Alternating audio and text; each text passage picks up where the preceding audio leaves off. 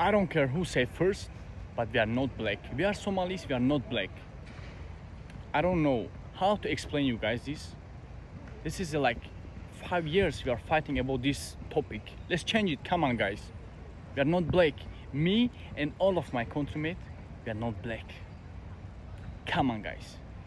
Accept the pain. Us Somalis are not black. There's a difference between African and black. Let me ask you a question. Are Moroccans and Egyptians black? Tradition, our history, our culture are so much more different compared to these other countries that are actually black. Joshibil, if you're not black, what are you? I'm Somali. Let me ask you a question. If you were to see a very dark Indian man, would he be identified as a black person or just an Indian? Bro, come on, bro. You're making me really look bad. Man, what the hell wrong with you, man? These children are crazy up in here. Listen, bro. If you have black skin color, you are black. You don't see my face. You don't see your own face. What's going on? Somalis are black. They are both African and black. They are African because Somalia is in Africa. And they are black because we have black skin color. Black is not an... Being black is not a race. It's not an ethnicity. It's a skin color. So if you have black skin color, you are black. I don't care what country you're from, India, Pakistan, Tajikistan, I don't care. It does not matter. If you have black skin color, you are just black. You cannot decide what skin color you have. You just have it, and that's it. These people you are showing and saying, these Moroccans black? These are not native Moroccans or Egyptians. These are the native Moroccans. Have you ever seen them? These are the native Egyptians. You don't see, and you will never see them because they don't show. They will never show you. You don't understand what's going on in this world. You're just talking. Learn. Don't just talk. Learn. Somalis are black, and ethnically they are part of Cushitic group. Afar, Oromo, Somalis, all this group. This guy is from Afro. It's an Afro guy. These guys are Oromos. I am a Somali. Do you see the difference? I don't. So I don't understand what you guys trying to find. You are just trying to be someone else. You just trying to be Arabs or something else. I don't understand what's going on up in here. Okay guys, welcome back to the video. Thank you so much for watching, liking and subscribing to this channel. So in today's news, remember when the Somalis were like, we're not blacks, we're Somalis, we're not blacks, we're Somalis. It's like a ringtone around social media. Like they were all trying so hard to make sure that everybody knows that they are not blacks, they are Somalis. If you try to say a Somalian is a black person, you say, no, I'm not black, I'm Somali, I'm not black, I'm Somali. You know, it went on and on and on and on. They kept on saying, do not call us blacks, we are Somalis. Don't say we are blacks, black is this, black is that, we are not this, we are not defined by our skin color. Yeah, they said that. They said that. But now, it's going to shock you to know that these same people are asking the blacks to come help them and protest with them with the whole thing going on with ICE. They are begging. They are asking, okay, they are saying, why are the blacks not helping? Why are the blacks not joining us in this protest? Why are the blacks not speaking up for the Somalis? This whole thing is all of us too. We are supposed to be family and all. You don't remember when you said we're not blacks? You didn't remember that. At least that's what a lot of people are saying. They're saying, you don't remember you said you're not black, you're Somali, and now you want the same blacks to help you, you know. Anyway, guys, we're going to let the rest of the videos play out, and then we'll come back. As always, read the comment section and know what other people have to say about this. Alright guys, let's watch and then we'll come back. Alright, remain the original creators of these videos. Please do not forget to like, subscribe, and drop a comment, okay? Because I would like to know what you all think. Let's watch the videos and come back. Thank you. How are you calling Black Americans lazy all the time and always denigrating us as being uninspired, lazy, don't have a good work ethic, but you're looking for us to help you stand up for yourself and protect your communities from ICE? I would not be looking at lazy people for help if they're lazy, because I could not depend on them. But you're wanting to depend on us to stand up for you, to lay our lives down so that you can walk across our backs like you walked into this country and something that was already set up to help you succeed thanks to the work that my people did. But we're lazy. We warned you this was going to happen. We warned you to vote a different way. And now they're looking at us like, why won't you help us? It's not that we're not helping you. It's just that we warned you that we would not have the bandwidth to come help you because we have to protect ourselves because we knew that this was going to happen. And in all that time, instead of learning how to defend yourself and ask us how to do it, to stand up for yourselves, you decided to let us do the work where you sat down and we stood up for ourselves. And now that you need someone to stand up for you, you can't even stand up for yourselves.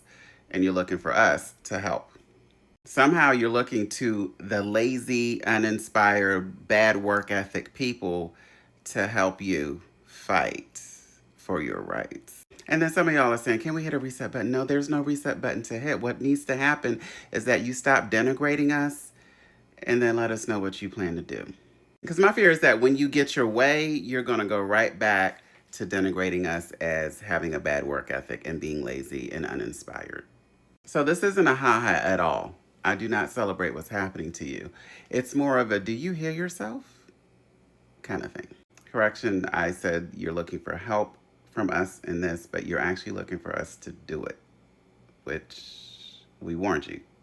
We don't have the bandwidth because you allow that man to get back in office. Can somebody please tell me what the hell the Somalians are talking about when they say that Minnesota was promised to them over 3,000 years ago?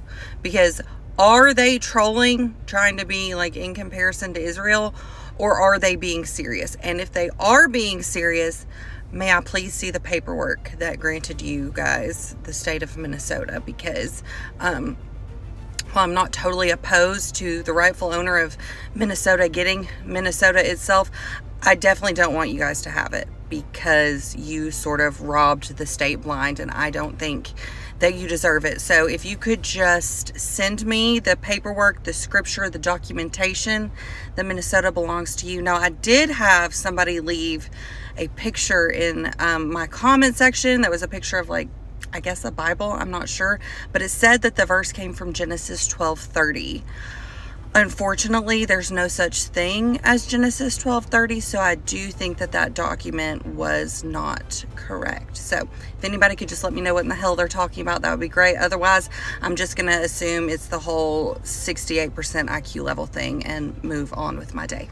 And we're here gathered today with the community leaders, business leaders, and youth leaders from the Somali community and from the Muslim community in Minnesota. And we're gathered here today to fully support and endorse President Trump and JD Vance. Some of the key issues of the community are the global wars, and we're for peace. Economic issues, family values, and education are some of the critical issues that this community cares. On top of that, this community cares about the economic issues and the inflation. With all these and a number of other issues, the community came together and fully is standing behind President Donald J. Trump. Sisters were Democrats, but you left us.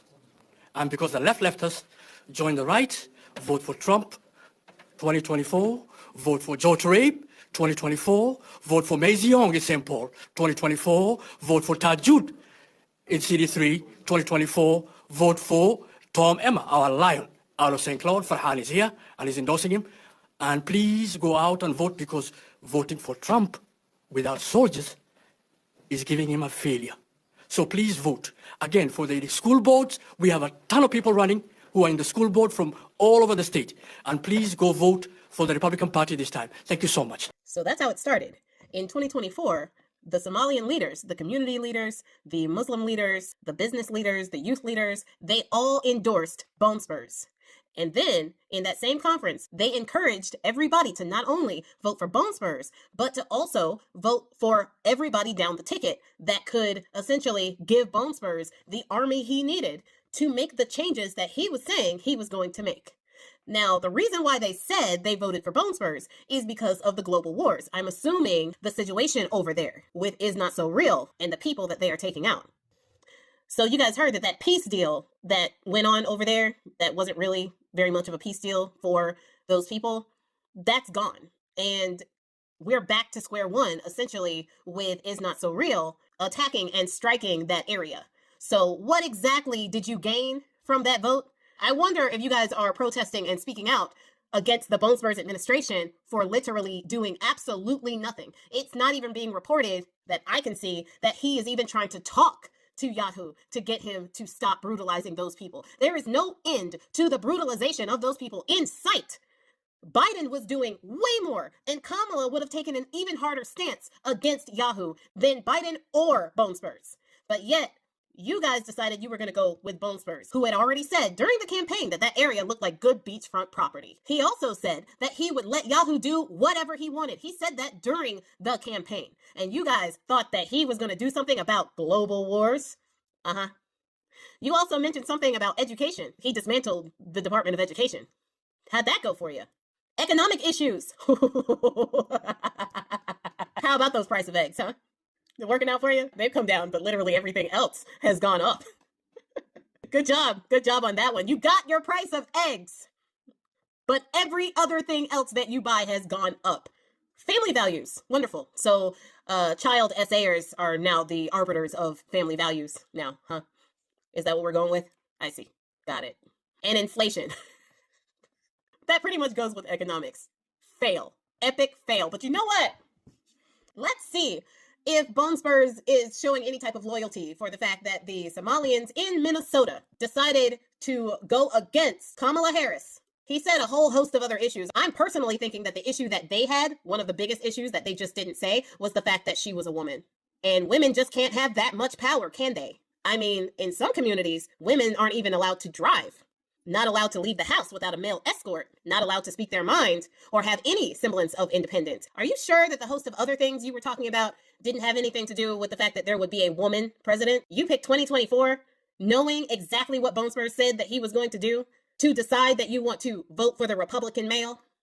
Is that it? I'm just asking questions. I don't know for sure, but it seems kind of sus to me.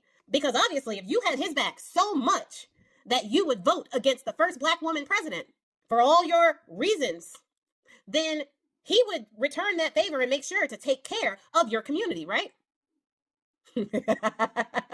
Let's see. Somalians ripped off that state for billions of dollars, billions, every year, billions of dollars, and they contribute nothing. The welfare is like 88%. They contribute nothing. I don't want them in our country, I'll be honest with you. Okay? Somebody would say, oh, that's not politically correct. I don't care. I don't want them in our country. Their country's no good for a reason. Their country stinks. We don't want them to hell. We have to rebuild our country. And we're going to go the wrong way if we keep taking in garbage into our country. Ilhan Omar is garbage. She's garbage. Her friends are garbage. These aren't people that work. These aren't people that say, let's go, come on, let's make this place great. These are people that do nothing but complain. But when they come from hell and they complain and do nothing but... We don't want them in our country. Let them go back to where they came from and fix it. Now, Bone Spurs is talking about a scandal that happened with a handful of Somalians in the Minnesota area who stole close to $1 billion in federal aid funds during the pandemic. They were claiming that they were giving meals and services that they really weren't giving. And they had created fake invoices to try to cover their tracks when it came to those funds. And what they were stealing from were programs that were mainly geared toward children, like SNAP and Medicaid and other programs like that. Now, mind you, this was only about 5 or 6 Somalians who were running this scheme. And in no way is that a reflection on the entire Somali community. If we were doing that, then we would be side-eyeing every single white person that we saw, because they are by far the top contenders in these types of white-collar fraud crimes. But that's not going to stop Bone Spurs from letting 6 Somalians who defrauded the system bring down the entirety of the Somali community. But I guess that's something that these leaders didn't take into account. You may kowtow and bow down to a white supremacist racist, but they will always be a white supremacist racist, and they're never going to like you. As a proud member of the 92%, I would like to speak for all of us when I say, we told you so. Have the life you voted for. So, a lot of them have been saying that they are not blacks, they are Somalis and all, and it's time. It's time now for them to need help. It's time for them to ask the black community for help. And they are like, the black community are supposed to help us, you know. And the black communities are like, you don't remember? You don't remember saying this? So like I said, their comments. Let's get down to the comment section and then let's hear what other people have to say. Let's go. Somebody said, I'm not going to pretend people don't remember what was said. For years, some individuals were loud about distancing themselves from Black Americans, saying we are not the same and wanting no association. Now that ICE pressure is real and scary. Suddenly, it's we are all Black, we need unity. Unity isn't something you pull out when it's convenient. If you publicly rejected a community before, you can't be shocked when that community hesitates now. The next person said, solidarity isn't seasonal. You can't pretend years emphasizing difference, drawing lines, correcting people about identity, and then when deportation hits, switch to we are all in this together. People remember that doesn't mean nobody should protest together. It just means trust isn't automatic. It has to be built, not demanded. Another one said, this isn't about hating anyone. It's not about accountability. If some folks openly said they are not Black and didn't want to be associated with the Black struggles, then why act surprised when Black Americans aren't rushing to organize pretext on their behalf? Community support works but both ways. You can't opt out of shared struggles and then opt back in when it benefits you. The other one said, I don't celebrate deportation. Nobody deserves chaos and fear. But I also think people need to acknowledge that we said what was said in the past. Words matter. When you distance yourself from a group during their struggles, that leaves a mark. If unity is the goal now, maybe the first step is admitting past dismissive attitude instead of pretending they never happened. And the next person said, some people acted like they were completely separate. Culturally, socially, politically, that was their right. But separation comes with consequences. If you insist you're not part of the broader Black experience, then you can't automatically expect the broader Black community to mobilize for you. Relationships aren't transactional, they are built over time. This last person said, at the same time, let's not pretend social media statements represent every single person. Communities are not monetized. Some people may have said divided things, others didn't. If protests happen, they should be about shared human rights, not settling online chaos. But yes, people remember who stood where when things were calm and when things weren't. Anyway, Anyways, guys, it's really sad when you find videos of people saying things like we do not belong with these people, we should not be found in the same statement with these people, and then they turn back to want these same people to help them when they need help or stand up for them when they are being detained or being sent back or being harassed by a certain organization or by people, you understand. So but anyway, guys, I would really like to know what you guys think about this. Please do not forget to like and subscribe, and please drop your comments in the comment section because I want to know what you think about this particular thing of the Somalians and the Black Americans. Okay, so thank you so much for watching this video. All right, to the original creators of these videos, thanks so much for watching. I'll see you in the next one.